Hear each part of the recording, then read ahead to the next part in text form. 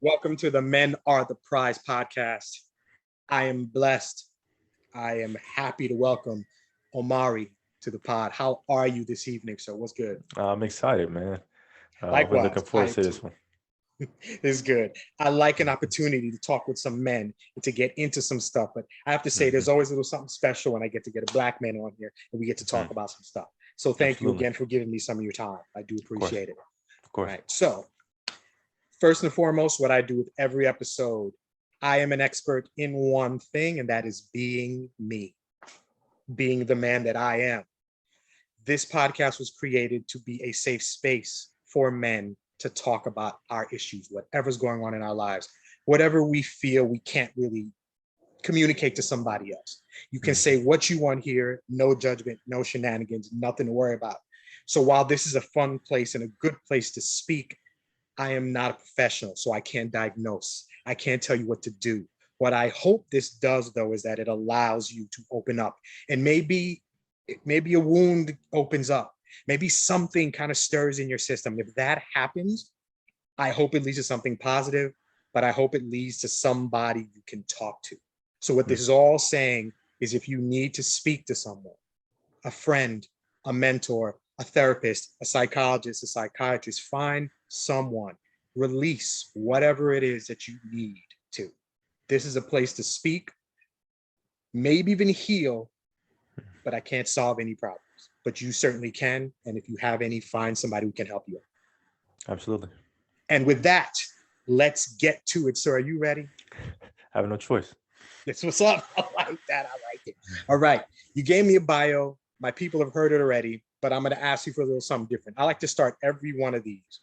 If you could give me a quick 20-second bio about Hmm. you, give me one right now. A husband before a father, a writer before author, and a hustler before a scholar. I like it. I like that. I may have to steal that, bro. You I got it. mentioned that now and it's recorded. So in case I like that, my dude. It's yours. It's yours. All right. So you've been a listener. You know what this is. Prize. Mm. It is the mantra I kind of came up with. It's 5 letters. P.R.I.Z.E. The I is what we use as the last part of this discussion. And it Mm. hopefully leads to the man as a whole.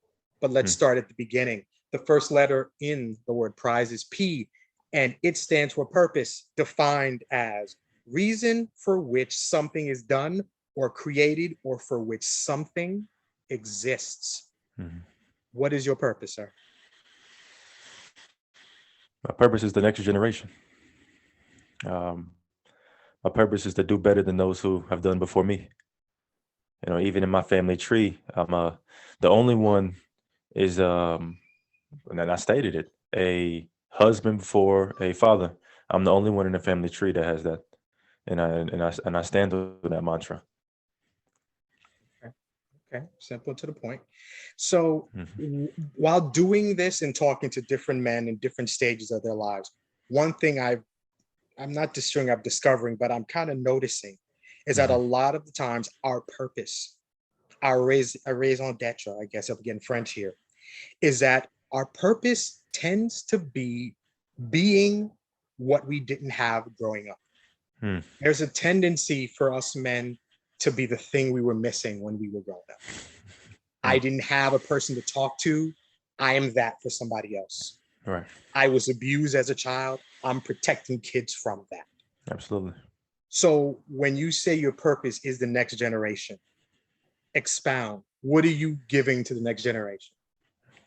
An example: stability, consistency, hope, encouragement, inspiration, healthy standards.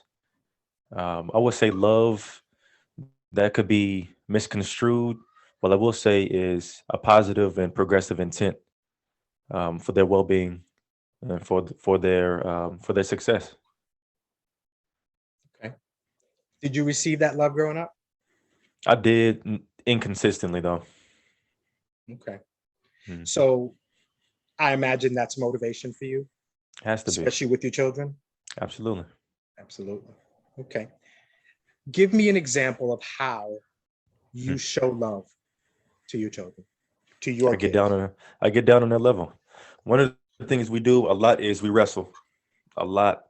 I'm finding that they they feel the most encouraged when I'm down on their level because now I'm with them rather than on a separate. It's a gap. There's a barrier in between when I stand up. And so when I get down on their level, then they can run up to me, jump in my arms. Then we're on the same, we're on that same level where I feel like we're more, it's more of a union, more cohesion. Okay. So you have a good connection with your kids. Hmm. Um, and last question about that. Yeah. Why, and maybe this is for you and just for parents, fathers, obviously, Mm. why is that connection, in your opinion, so important? Because the connection is with myself. My kids are a manifestation of the relationship my wife and I have, but more importantly, the relationship I have with myself. So whatever I do, however I talk to myself and treat myself, it's gonna inadvertently rub off on them. So really, I'm just this is how I treat myself, is how I treat them. I like that. I like that. One thing as a parent, and I talk about this with men and just in general, is Mhm, there's a level of accountability that I think mhm, is incredibly important in general in the world, but in particular in our house, in our bedrooms with our kids, in our space. mhm. To, and a good thing about we can be on their level, but we're adults, so obviously we're a little Yeah, bit higher. But to show the imperfections, yeah. the I make mistakes, I make them with you, but Mhm. I'm back, I messed up, I apologize, you Right. were right, I was wrong. Stuff like that that probably doesn't seem that important to a 3 or 4 or 10 or 12-year-old, but you are building somebody's self-esteem. Right. My father was not perfect and he was wrong and he had no problem saying that to me. It means I'm Mhm. okay if I mess up sometimes, and I'm Absolutely. okay to say it to somebody else. It's Mhm. these really little things, and in particular for Black parents, for fathers, because there's this idea that we're not around, even though we're around more than any other fathers. But I think I like the fact that you make a point, even getting down and wrestling and being at that level. These are Mhm. our kids. And I really like that manifestation. To me, my kids are my representative into the world. I'm Mhm. sending me out. And Right. if they look good, if they look fed, if they're intelligent and they're happy, I did something right. Mm. That's really how I take it. So I feel like we simpatico on that. We agree. So Mhm. I haven't met your kids, but just by listening to you, I know you're a good father. I So appreciate that. clearly a good example. Um, the next letter in P.R.I.Z.E is R. The word is resilience. I like this one. Yes. The capacity to recover quickly from difficulties and toughness. Mm. So, anytime in your life, any situation that you can think of, give us one where something happened or you had to deal with something and you came out and you were resilient. Talk about that. If we're gonna really talk, then let's really talk. My uncle, he had to he chose to leave to a different state to in order to prosper and to progress economically. Or and this is me assuming, and I took that pretty hard. I felt like a piece of me was stripped away, like a piece of me was detached. But at the same time, it's one of the greatest things that's ever happened to me because then it empowered me to do what I was meant to do, and that's exactly what I'm doing now. So I'm thankful for that trauma because I could have let it steer me in a different way. I could have imploded and blamed the world for it all, but instead, I looked at the now it's time for me to step up. He showed me everything he needed to, the way he walked, the way he talked, the way that society interacted with us when he was there versus when I was there. Like when a boy is around and society interacts a certain way, but when a man is around, that energy is completely different. And so I picked up those nuances, and then it was time for me to practice. I got a lot of practice. Thankfully, I didn't get cast into the world without practicing, but I got a lot of practice on being a man for my family, being a man of the house. That's good. Mhm. That's excellent. Can you think, and I don't know, I mean, obviously we have a lot of general questions, but as I talk Yeah, to you, I'm trying to kind of dig yeah, in. I like that. Can can you think of a lesson from your uncle, and I don't know how old you are or whatever the Hmm. situation, about being a man in particular, something that you remember that you took and that you still use today? Oh, absolutely. I mean, we're in the mall, and my grandmother and my mother, the way they dressed is off of Coming to America or Black Panther. That's 365. That's not Okay. Black History Month. That's not Juneteenth. That is all the time because they even make their own clothes. And I Okay. would notice how society would look at them like an animal in a zoo. As in, I see you there, I'm not going to interact, and I'm kind of skeptical to even what's wrong with them. Why are they doing this? And I would see how they would interact with us when I was around. They would get a little closer, a little more bold, maybe feel a little more encouraged or privileged to say some things or to invade the bubble a little bit. But when he was around, there was no questions asked. Granted, my uncle is 6'4", 235. So it was no questions. It was don't think about it. It was you can look, that's fine. Don't say anything and keep your distance. And I caught that. I caught how consistent that would happen. And then I took that same to where I'm gonna be respectful to you. I'm acknowledge you. I'm just not here to play games with you because it's something bigger that I must do, and I'm standing on it. Oh, yes. Oh, yes. The presence of a black man is a Hmm. powerful one. And Hmm. it doesn't include violence. It's Mm, very much presence. Presence is such a big mm, thing for us men. We were talking about being a father, just being in that house, mm, being present, being actively present is a big thing. And then mhm. and then you're talking about being out with the women, with our black women, Right. and you're just inadvertently protecting them by being there, standing in front, next to, or behind. Our presence is so important. I think we forget it. Mm, So that was an important lesson that you got, an important lesson. mm. Um, I would imagine, is there anything else that you can think of that directly affected how you treat women growing up? Any lessons, maybe for, even not even from just from your uncle, from anyone? Mhm. Was there any lessons that really taught you how to treat black women? Um, there's a couple. The biggest thing I would see is well, my mother and I have always had a conversation to where we would talk like this, like we're talking now. Right. Let's have conversations, and I would just see how society would interact with her when a man wasn't around. And so seeing that enough, it made me want to do more. I had to do more, and it made me take a more appreciation in what she has to do because she had to fill a role that by science she wasn't designed to fill, but due to circumstances, she rises to the occasion because that's how powerful and how important and how strong our women are.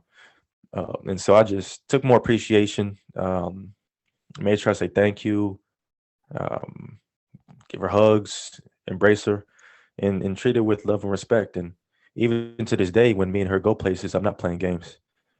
I'm gonna be respectful. I'm gonna be caring to people. It's just don't make me do something I don't want to do because I'm gentle in nature. But if you make me, I will. And I really don't want to. I'm begging you and pleading with you. Don't make me channel this energy because I'm willing to. I feel you. And I think that's the innermost workings of black men as we walk around. We may not Mm, always express it the right way, mm, but our actions, even if they're misguided, is very much in the protection of our women. mm. So it's always good to hear. Yeah. All right. The next letter is I, but we'll come back to that. The Okay. next letter is Z. The word is zeal. My favorite word in this mantra. Okay. Zeal is enthusiastic devotion. Mm. What are you enthusiastically devoted to? Oh man, generational progression and economic and financial independence when it comes to banks, our own banks, so we can control our insurance and our money and finances. When it comes to hospitals, so we can care for our own in methods and means that works best for us. Schools, so we can intentionally teach what we need to be taught and not propaganda that feeds into the black inferiority complex. When it comes to grocery stores and being able to feed our own, and we know what's in our food, and we don't have to depend on somebody else's truck to bring it. We can go in the back and go pick it ourselves. And then like criminal justice agency holding each other accountable, making sure if someone is wrong that in a reasonable and a realistic way they've made right. And then we have accountability and consistency within the community.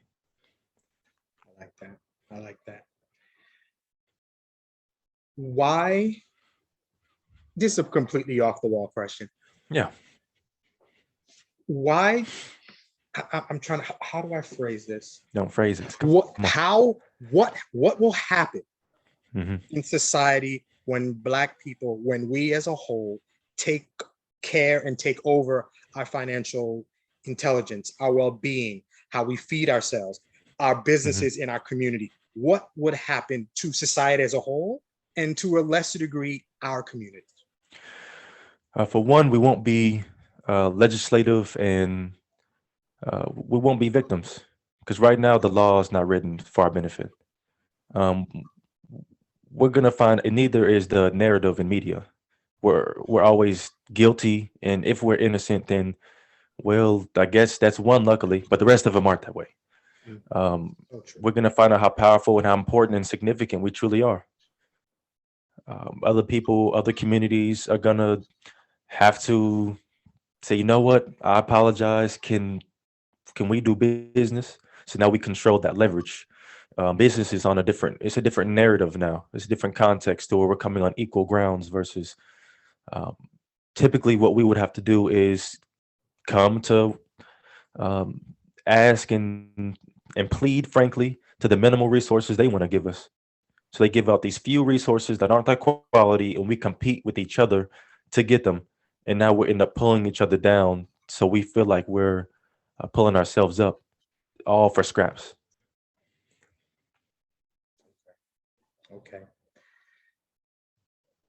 Why is it so hard for us in this community to realize that we have the power to change everything and that we hold our success in the Hmm. palm of our hand?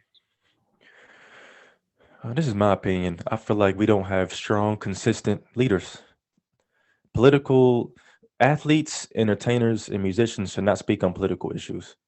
That's not their role. Their role is to play their sport. Their role is to entertain. And it's hard for to them to speak wholeheartedly and commit themselves when they're getting paid by the same infrastructure that causes our dysfunction to begin. So it's really hard for an NBA player to speak on black inferiority complex when their means of success ties directly into it, to where you can't be a doctor or lawyer, you can't be a politician, you can't be anything of high socioeconomic status. You have to be an athlete. So it's kind of hard for that athlete to speak on that because then you're contradicting. You're getting paid by the very structure that feeds into it. So it'd be, and this is my opinion too. I feel like they've done a great job of de-emasculating our leaders, to where either they take advantage of us and abandon us, either they kill us so others don't want to speak forward because they want to live as long as they can, or we get taken advantage of and um, led astray. So as a community, we don't trust very often, and those who we do trust are entertainers and athletes, and they lead us toward our dysfunction because they benefit financially from that dysfunction. Interesting you mentioned, athletes and entertainers, because Mm, it's it's very much the perception of us are mm, leaders, and they're not even really leaders because that's not what they're trying to do. Like Charles Barkley, I'm not your role model. It's and I guess I'll ask you, why mm. is it? And I think I know why, but why is it that the icons, the Black people that other parts of society look to as important Black people, are football players, basketball players, track stars, rappers, singers, but they're not deans of colleges or a CEO of a top five Fortune 500 company? Why is it that we're entertainers as opposed to leaders? Because it feels better. We've become emotionally driven. Society has taught people, and then people have taught themselves too. Make sure we hold them accountable to put a social contribution like giving out turkeys and um, gifts on Christmas, which is nothing wrong or right about it, but they put that over a scientific contribution, like a new phenomena that someone has discovered, or um, a teacher or scientist that is contributing to the scientific community because it feels better. And we've allowed ourselves to be dumbed down so much that we rather watch highlights than watch a thesis defense, somebody getting their PhD. It's interesting. We deal with the symptom, but we never solve the problem. Right, That's the turkey thing. So it's Thanksgiving or Christmas, and we're out there giving people food as opposed to figuring out why they need to be fed anyway. And right. we don't ever go through that process. And I think in a way we're pushed to do that. Just keep doing that and make sure there's a camera there so people can see it, as opposed to why do we have projects with so many people who don't have jobs, who are struggling to live, all these things. Let's just keep the status quo, and occasionally we'll drop them a crumb or something, or drop them some turkeys. It's I think it's inherent upon us to look past what we're being shown Yeah. and create a new picture. And just talking with you, and I've read some of your posts and stuff, and that's the feeling I get from you, is that there's very much a future view. When the problem isn't here, it's there, and we're looking Absolutely. there. And that's why I was so happy to talk to you, because I feel like we're getting that view out there. Hmm. The last letter in the word prize is E. The word is expectation. Yes. Strong belief that something will happen or be the case in the future. Hmm. So obviously you're doing a lot, but I'm going to ask a few things here. What Hmm. do you expect from you Hmm. in 1 year, in 5 years, and in Yes. 10 years? We'll start with the 10 year. 10 year, I'll be out of law school. I'll have my Juris Doctors, which is my JD, practicing my law firm. The vocational school will have something tangible to where we can have in-person classes. We'll have some curriculum, and we'll be a pivotal member of the community, not just here, but my goal is to take the law office and the vocational school to where, in my opinion, is needed most, and that's that Great Lake area. That's that Detroit. That's that Chicago, a Sure. little bit of Baltimore. Mhm. That's that over there in New York, Harlem area, DC, LA. That it's time to go to the big cities where wherever I'll put it this way: whoever has the strongest criminal justice, or the most people incarcerated, or the most people employed by the criminal justice system, that's where I need to go, because somebody has to pay for that employment. Somebody has to pay for those benefits, and most times it's our youth, ages 13 to 24. That's who society feeds on for nourishment. It's the reason probation officers have jobs. I'm not saying right or wrong, but it's the reason they have a job, because there has to be a need, supply and demand. Well, as long as the supply is there, then not only will they have a job, they'll move up and somebody will move under them, and now it's nutritious economically for the black and brown man to be criminals. 10 year, okay. Um, 3, 4 films, plays, albums, soundtracks, board games, books.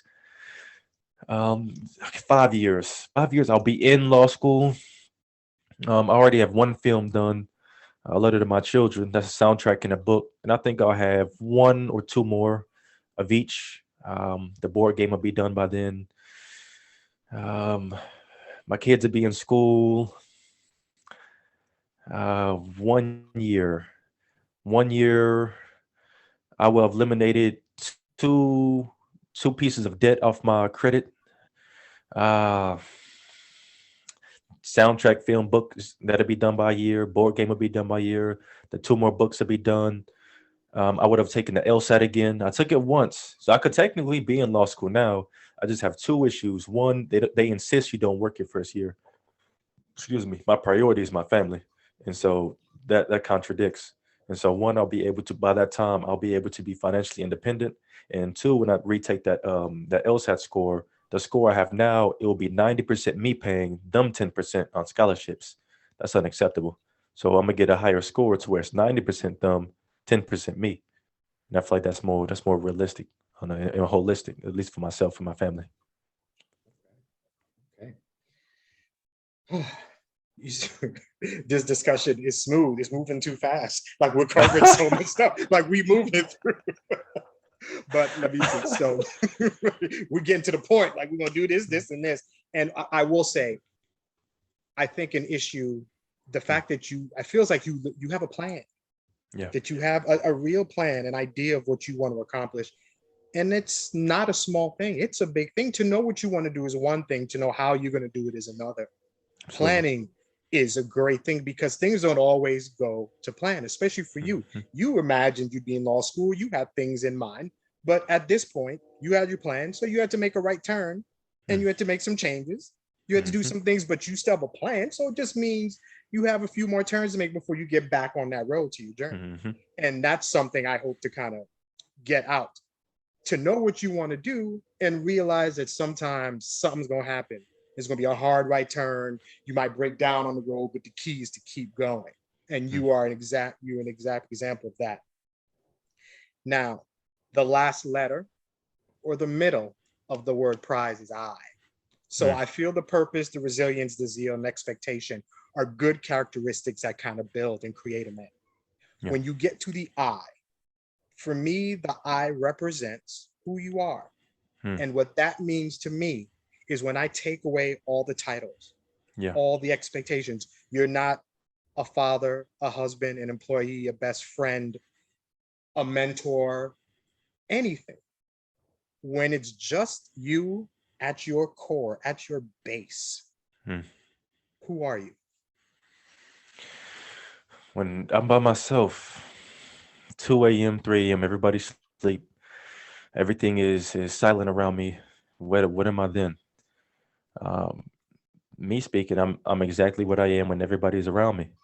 I mean, even my name, my Omari means the highest, close to God, mountaintop. Ajamu means he who fights for what he wants, and Ajanaku means free and multi people. One of the things I pride myself on is reflection and self accountability, and I do it best in isolation. And so I detach myself from everything intentionally, and I say, okay, whatever I am there around them, write that down, and whatever I am by myself, write that down too. If there's not a direct correlation, then I'm skipping steps. Something's not aligned, and something eventually is going to catch up to me to where you know how gears work and they mesh well. Now I'm grinding my gears, and that's going to have collateral damage, and eventually my kids are going to be the ones affected because ultimately that's who suffers the consequence. And so it was just aligning myself. um, and ironically enough, one of my coworkers, as I was still progressing and growing into my role, one of my coworkers told me, it feels like your your personality is a facade, and that resonated with me, and I told her thank you. In my head, 'cause I'm not gonna convince her as to what I'm doing. That's kind of productive. As long as I know, then that's all I need. And a quote went off in my head, and it said, "So as a man thinketh, so shall he be." And I just had to reprogram my thoughts. My thoughts weren't all the way aligned. It wasn't all the way indoctrinated. It was about 75% uploaded, but I still had some work to do, some tweaking. And now I feel I'm about 91, 92. There's still some more steps I have to take, and that just comes with maturing and going through different life events with my children and myself, and going through certain traumas within me. I mean, that's just where the growth comes from. And it's just make sure I'm aligned, making sure that whatever I'm doing by myself, I do with my kids. Whatever I'm doing with my kids, I do by myself. When I go off into society by myself, it's similar as to when I go with my kids to make sure there's no disconnections. Because eventually, and this is a reality I faced, as I get more and more out into the world and produce more and more work, eventually the press is gonna come. Eventually, the scope is gonna come. The scrutiny is gonna come. Eventually, there's gonna, oh, this is Omari, blah blah blah blah blah, lies and propaganda and a false narrative. But if there's no slips, and I'm working on this now before they come, when they come, that's just gonna be a free advertisement because I'm so embedded into the community. My work has been so consistent from a decade, 2 decades. They can check the track record, and it'll be no slips. Okay. We know that when we're doing well, I guess the whole idea of the haters and all that stuff and all this Mm. negative stuff is going to come. Just as a side note, explain how you take constructive criticism because we all aren't able to Yeah. take it. Explain how you're able to absorb that and Okay. then release it and be a better man. I am addicted to constructive criticism. The only thing is I need mine harsh. I feel like at times people are too political and too they constrain themselves due to the sake of hurt feelings. Stop. Give it to me raw. I need mine pure. It's ultimately the decision is mine to make. I just like hearing other people's perspective because then I can write it down and look at it from a objective standpoint instead of they don't know what they're stop. You're being emotional. You're being insecure, and frankly, you're being a little immature. And it's time to grow up and realize that it's okay to let other people's thoughts get to you. That's okay. Now, what are you going to do after that happens? Are you going to sit and wallow in your thoughts and, oh, they don't know what to talk about, and now your whole night is ruined? Or you're going to say, you know what? They said this and this. I see where they're coming from. I'll write that down or don't write it down. And you know what? I'm going to move on. That's the difference. So I thoroughly enjoy constructive criticism and then the why. What evidence led to that interpretation? Don't just give me, oh, I think this and this. Well, if you truly want to give it to me, well, then why? What evidence and what consistent behavior, or what words did I give out? What dialogue did I give out that led you to that conclusion? And then, in your opinion, what changes need to be made from my perspective, from my end, in order to see a more balanced outcome? What do you see? I like that. That encompasses prize, and you gave Hmm. fantastic answers. And obviously, for me, I like the letter I because it represents, for me, a never-ending journey. I Hmm. know the kind of man that I want to be. I'm getting there, but I probably will never get there because there's always a little something we can improve, right? You're right. There's always something. Maybe you discover a new characteristic. Oh, I want to be that kind of person. Hmm. And that's a new kind of side journey. But recognizing that we can always take criticism, that we can take opinion, and we Yeah. can use it positively is not something we all do. And Yeah. that's just, and obviously you've been saying maturity a lot. That is, Yeah. that represents a great level of maturity, which you're going to pass down to your kids, to your community, to I everybody appreciate that. around you. You shine just speaking with you. So here are my last two questions. Oh, here we go. Here we go. First question. Okay. What do you fear that you cannot control? The thing I fear that I cannot control. Most people say death. Death is inevitable, and so I accept it.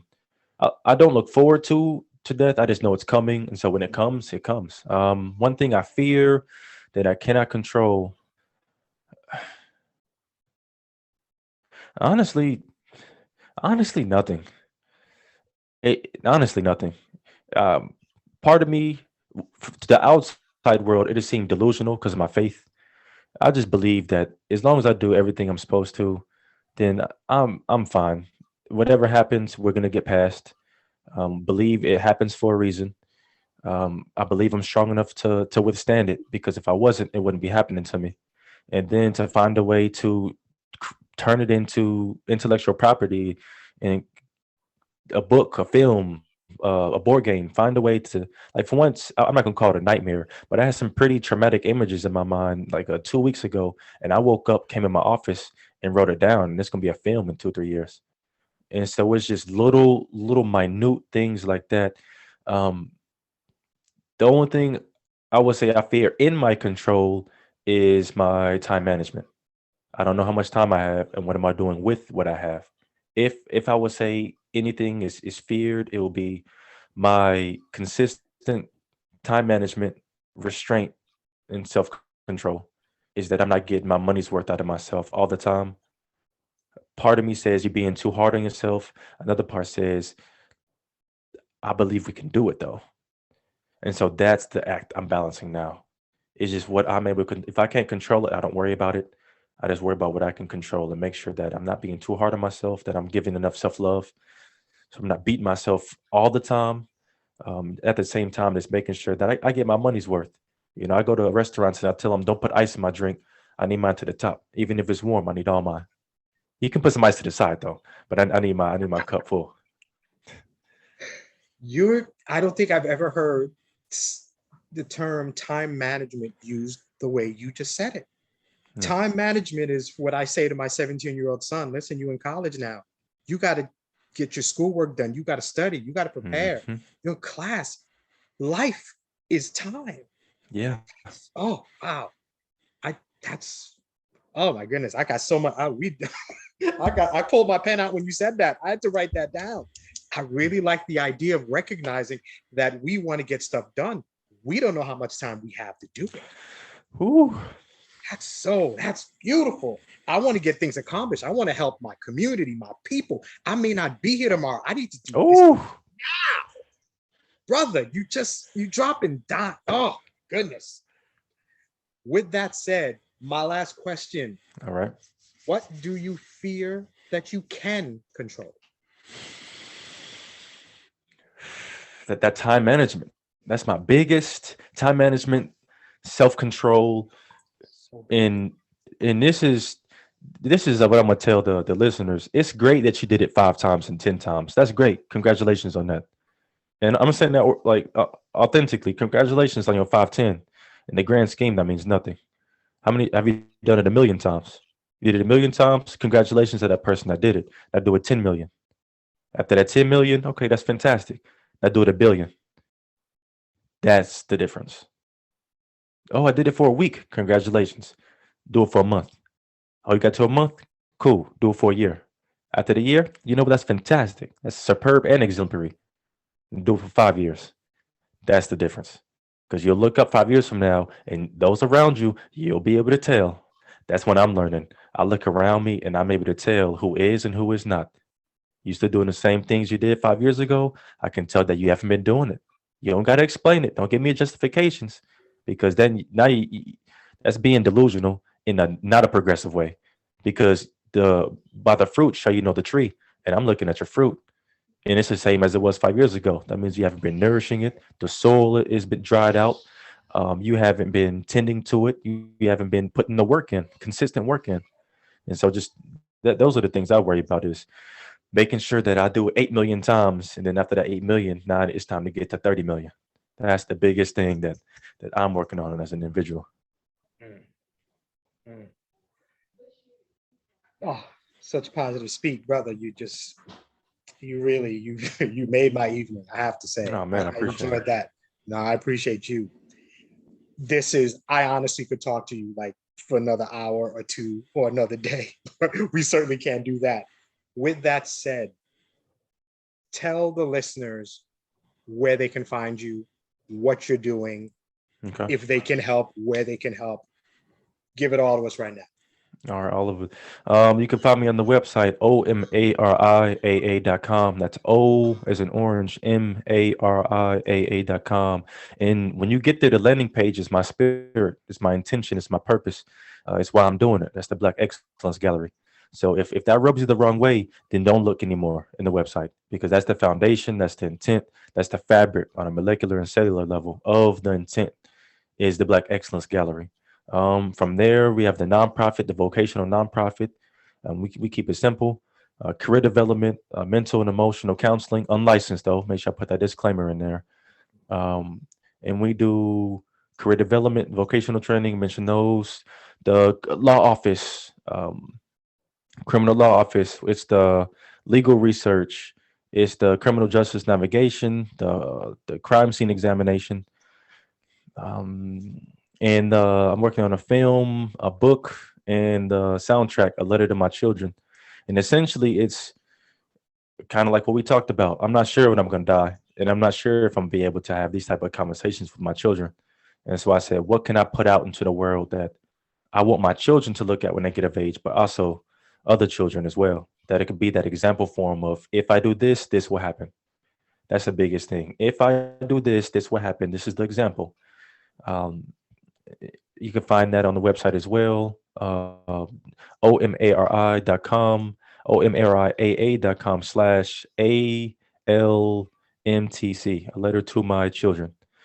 Um, and right now it's just a great time developing systems, getting better, being consistent, producing, having quality conversations like these, and make sure that I do the same thing every day, just with the intention of tweaking a few things and getting better at the same time. Absolute pleasure. Absolute pleasure I appreciate talking it. to you. I do this pod and I like quotes. So if you've been listening to this episode, you heard my quote at the beginning, but I always end one. I try to find a quote that I feel speaks to me in regards to my guest. So seeing everything that you've accomplished, everything that you're doing, I saw a quote and maybe it speaks to you, maybe it doesn't, but here it is. You never change things by fighting the existing reality. To change something, build a new model that makes the existing model obsolete. Buckminster Fuller, that's the author of that quote. It has been an honor to speak with you, to see a forward-thinking brother like yourself. I hope I'm honored to speak to you again. Otherwise, I'll be watching from the sidelines and watching you succeed and push us further in the direction of positivity. Thank you to you and to all the listeners here at the Men of the Prize podcast, where your inner monologue is revealed. I'll see you next week. You have a great night.